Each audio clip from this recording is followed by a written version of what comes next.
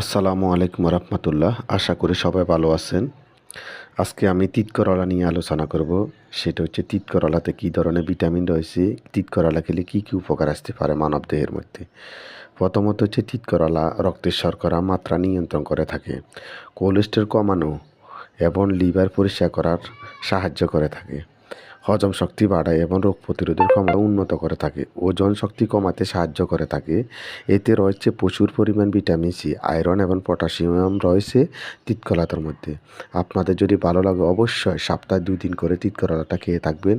অবশ্যই মানব দেহের অনেক রোগ প্রতিরোধের ক্ষমতা উন্নত করতে থাকবে। আসসালামু আলাইকুম রহমতুল্লাহ। আমার চ্যানেলটি সাবস্ক্রাইব করে দেবেন।